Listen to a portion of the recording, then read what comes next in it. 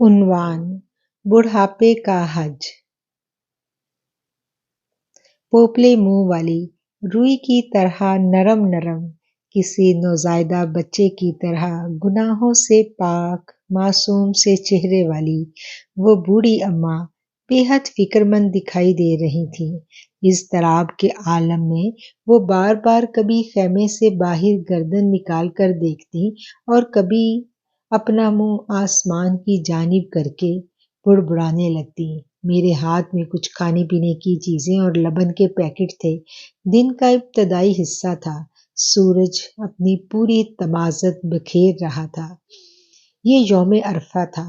حاجی تقریباً میدان عرفات میں پہنچ چکے تھے۔ اپنے خیمے میں مجھے چھوڑ کر میرے شوہر اپنے ساتھیوں کے ہمراہ کہیں باہر چلے گئے۔ ابھی 20ویں صدی نے اپنی تیز رفتاری اور انٹرنیٹ سے دنیا کو ایک دوسرے کی دسترس میں نہیں کیا تھا۔ لوگ آزاد تھے۔ ایک دوسرے سے ہر لمحہ رابطہ ممکن نہیں تھا۔ صبر و تحمل اور توکل کا شخصیت پر ایک غلبہ ہوتا تھا۔ ایک دوسرے سے جدا ہوتے وقت پیار کرنے والے یہ نہیں کہتے تھے کہ اپنا فون آن رکھنا، بلکہ اللہ کے سپرد کر کے خدا حافظ کہا جاتا تھا۔ رابطہ نہ ہونے کی صورت میں بار بار سیل فون کو بے قراری سے ٹٹولا نہیں جاتا تھا، بلکہ لوگ زیر لب کلام الہی اور مختلف دعائیں پڑھ کر ہر آنے والے کی خیریت کی دعائیں مانگا کرتے تھے۔ وہ لمحے دیکھنے والے کو بھی پیارے لگتے جب اپنے پیاروں کے لیے بے قراری سے کوئی دعا مانگ رہا ہوتا، کبھی آسمان کی طرف نگاہیں اٹھا کر اور کبھی باہر جھانک جھانک کر جانے والوں کی بخیریت واپسی کی دعائیں مانگی جاتی۔ ایسی ہی بے قراری کی تصویر بنی یہ بوڑھی اماں میری توجہ کا مرکز بنی ہوئی تھی۔ میں اپنی تسبیحات اور اوراد پر فوکس نہیں کر پا رہی تھی، کیونکہ خیمے کی خاموشی کو اس اماں کی بے قراری اداس کیے ہوئے تھی۔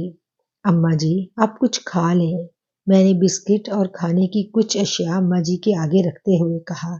نہیں بیٹا، میرا جی نہیں چاہ رہا، وہ اپنے کمزور ہاتھوں سے ان چیزوں کو پیچھے کرتے ہوئے بولی۔ وہ بہت ضعیف تھیں۔ منہ میں دانت نہ ہونے کی وجہ سے ان کا چہرہ بہت پوپلا سا لگ رہا تھا۔ چہرے پر بے شمار جھریاں تھیں۔ آنکھوں پر موٹے موٹے گول شیشوں والی اینک پہنے وہ بچپن میں سنی ہوئی کہانیوں کا کوئی کردار دکھائی دے رہی تھیں۔ ان کی فکر مندی اور مضطرب کیفیت مجھے بھی پریشان کر رہی تھی۔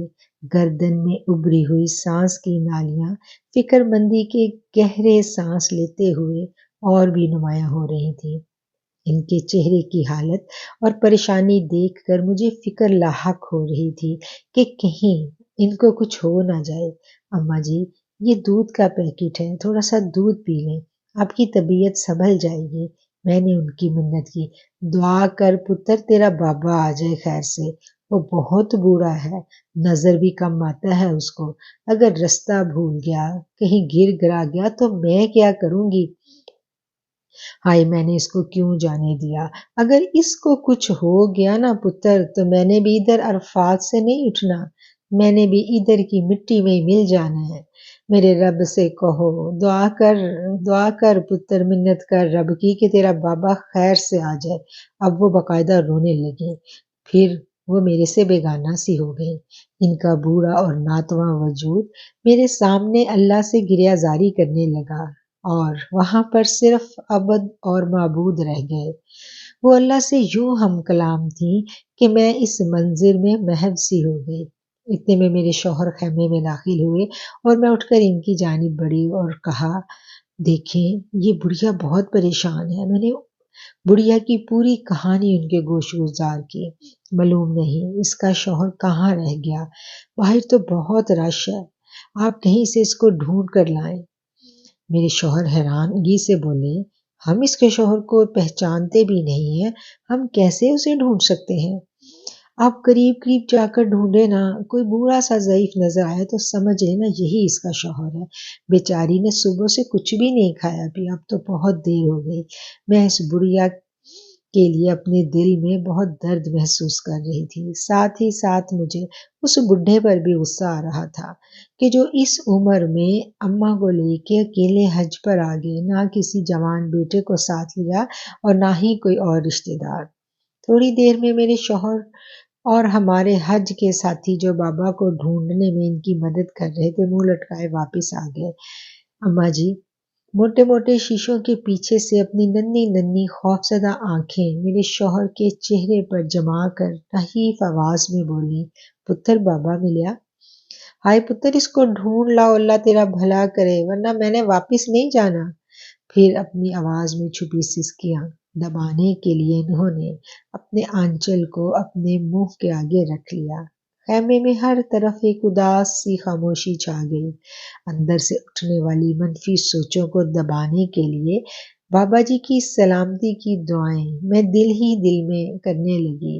میں اللہ کے ترلے منتیں کر رہی تھی، اللہ کی حضور گڑ گڑا رہی تھی کہ اللہ اس کا بابا خیر سے واپس آ جائے۔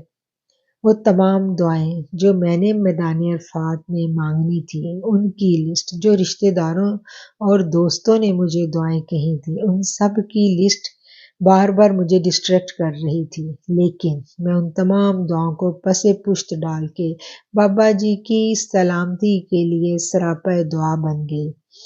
اتنے میں میرے شوہر کی آواز میرے کانوں سے ٹکرائی، مبارک ہو اماں جی، آپ کا بابا آ گیا۔ وہ ایک قد آور بوڑھے کو دیکھ کر اماں جی سے مخاطب تھے، جو ٹیک لگائے، آنکھیں موندے، منہ ہی منہ میں کچھ پڑھنے میں مصروف تھی۔ میں بھی اپنی جگہ سے اٹھ کر ان لوگوں کے قریب آ گئی۔ میں بہت غصے میں تھی، جی چاہ رہا تھا بابا جی کو خوب سناؤں کہ ان کی وجہ سے یہ بوڑھی عورت کس قدر تکلیف میں گزر رہی ہے۔ ہم سب بھی اس بڑھیا کی وجہ سے پریشان تھے۔ آپ نے ساری عمر کیا کیا بابا؟ کیا کرتے رہے آپ جوانی میں؟ اپنی بیوی کو حج بھی نہیں کروا سکے، جو اس عمر میں لے کے انہیں اکیلے حج پر آ گئے۔ میں اپنی آواز کو دباتے ہوئے، میں اپنے غصے کو دباتے ہوئے بابا جی سے نرم آواز سے مخاطب تھی۔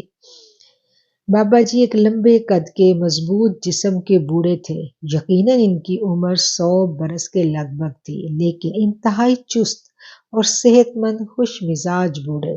ہنستے ہوئے بولے، پتر اس کو تو میں نے بھری جوانی میں حج کروا دیا تھا، جب ہماری نئی نئی شادی ہوئی تھی۔ میں ایک فوجی افسر تھا، دوسری جنگ عظیم میں بھی میں نے شرکت کی تھی۔ ہماری نئی نئی شادی ہوئی تو ہم حج کرنے عرفات آئے۔